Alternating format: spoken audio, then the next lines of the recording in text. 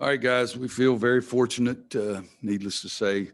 Wake in the league is 0-6 now, and they've been there, right there, every game they played in the second half. And tonight was what has been happening to them all year. I told Steve I liked what he's doing. It doesn't get him a raise by me saying that, but it was difficult for us tonight. Isaiah is 4 for 24 for the year from three-point line. He sees us coming. He's 7 for 12.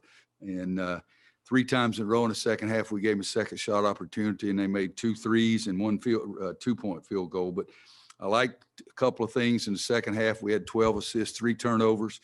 I like the fact that I look at Leaky Black, and it's 8 assists, 1 turnover.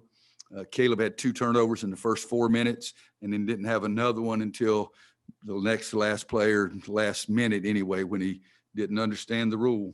I told him I couldn't imagine how much money everybody's family spends sending them around the world in the summer, and you don't realize that rule. But I tell you what, Caleb was stepped up 4 of 7 from free throw line, which is not good for him.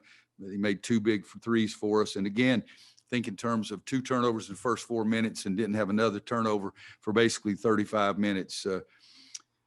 Second chance points, I hate it when the other team is 18-9, but I do like the fact that we had 12 turnovers and they had 20. So we had more points at the end, and that's the biggest difference. C.L. Brown. Roy, do you feel like you can see Caleb, kind of the light switch going on for him in terms of offensively, how he's performing, and has that carried over in turn to defense? He had a couple of blocks and a steal in that first half. Yeah, defensively, I think he could be one of the best defensive guards I've ever coached. Playing his position, he has strength, he has speed, he has jumping ability, he has great feet. Most of the time when you get a freshman, it doesn't mean that much to him, but it's meaning more and more to Caleb all the time. I do, you look and you say 3 assists, 3 turnovers. You want it to be better than that, but 2 of those, as I said, came really early. And but I like the fact that he took some jump shots with confidence. 7 for 12 tonight is by far, I think, the best game he's had from the floor. I do think he's getting better. I told him yesterday or the day before, we had a little meeting, and I told him that I think he's getting better a little bit each and every day, and we just got to keep getting him some opportunities. RJ struggled for a while, but RJ came in and did some good things. So he had both freshman guards doing something. Kerwin missed more shots today than he's missed all preseason, and I thought we would have a advantage inside, but our guys struggled inside except for Armando. Armando early in the second half was most of our offense at that time. Josh Graham.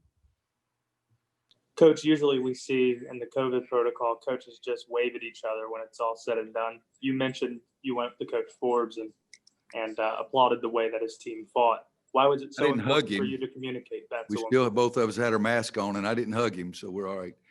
Yeah, I mean, you think about it, guys. He's in 6 straight games in the league in the second half, and a lot of those games he had a lead. And I don't know what, they had the lead on us starting the second half and still had it a couple minutes in. But I just think he's doing a really good job in a very difficult situation. Brendan. Okay, thank you. That's better. Hey, Roy, just to go back to Caleb, you've mentioned how at points in this season, he's been so concerned with his shot going in that some of the other parts of his game suffer or struggle. Have you noticed that he's getting away from that mindset a little bit as he does pick up on some of these defensive teachings and improves on that end of the floor?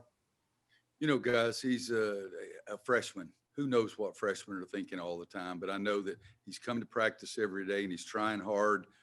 He's getting a lot of shots up, and in the shots, when we do the shooting drills, Kerwin usually beats him, and the second guy on our team is either Andrew or Caleb. And so he's been shooting it well in practice, and he's been really working at it. I mean, you saw after one of our games, he was still here at midnight working on a shot. So he's working at it, and just a tremendous young man. But I'll give you guys a lesson. You can dribble the ball. If you fumble it, you can pick it up. You don't have to get down a stance and try to shield somebody coming in there. You can pick it up, but you can't dribble it again. And so that's something that that hurt his feelings there at the end. But still, you look at that line, 7 for 12, 2 for 3. He's usually one of our best free throw shooters also by far. and he just missed some of them tonight. But I hope he feels good about the way he played. Ross Martin. Hey, Roy, you mentioned Baycott, 18 points, 14 in the second half. What'd you like from what he did? And do you think you're getting your post guys enough touches, or are y'all getting enough touches you would like down low? No, I'd like them to get the ball every single time, because then they're going to get fouls. And at the end of the game, I mean, guys, think about this.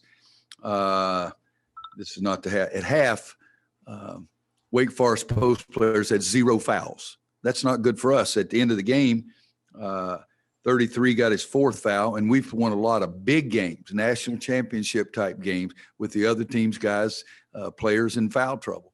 So if you throw it into the post guy every time, they throw it back out. Those shots are usually more open, but you got a better chance to get fouled. And if you can play at the end of the game with the other team's best players, you go back to even Stanford. Their leading scorer stayed on the bench most of the game.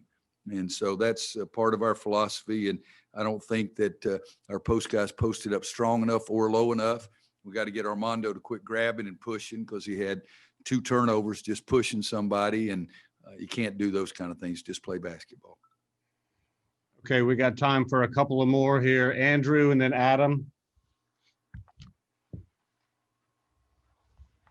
Andrew Jones. Coach, the team didn't come out of the tunnel until about 50 seconds or so were left on the clock at halftime.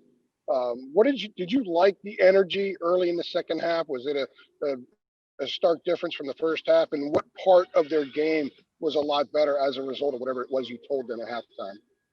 Well, what we did is we got together in a circle and held hands and sang Kumbaya.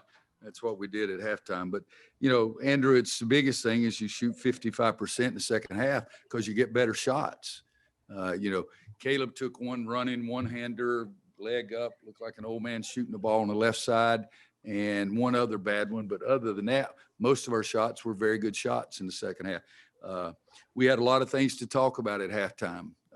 I think the second half warm-up is the most overrated thing in college basketball, except for timeouts, of course. But we talked about the mistakes that we had made, talked about challenging our big guys to get posted up lower, to be more effective, be stronger. I think I'm looking at Armando was 8 for 10. Did he miss 2 shots in the first half? He missed 1 shot both halves. So in the second half, he was 6 for 7. That is one of the things we talked about, our big guys being stronger, going to the basket with the ball, because they had 0 fouls. And we talked about the turnovers. So I think the biggest thing in the second half was our lack of turnovers. Adam Smith. Roy, I know Musius and Williamson had huge nights offensively for them, but did you like your defensive energy in the second half? It seemed like it was kind of picked up a little bit with your trapping and some of your pressing, and you're creating steals and things like that. It seemed like that was maybe one of the keys to the second half, the defense. Yeah, I think so. You look down in points off turnovers, we had 24 and they had 15. So that was beneficial for us. It's Williamson is hard to handle. And so in the second half, we tried to double him a couple of possessions early. Then we tried to switch. And, we have some guys that can get down and slide their feet, even our big guys. And I felt like that he was really, really good. Again, the guy that really killed us was Isaiah. And during warm-ups, the ball bounced over to me, and I got it and I gave it to him. And that was the first assist of the night, because he made the shot after I gave it to him as well. But he just killed us. 7 for 12 after going 4 for 24. But my thing is, if a guy makes one, you can say, okay, but if he makes the second one, you got to get way out there and guard him. And other than their second chance points, I thought our defense was better by far in the second half, other than their second chance points. Thanks. We'll get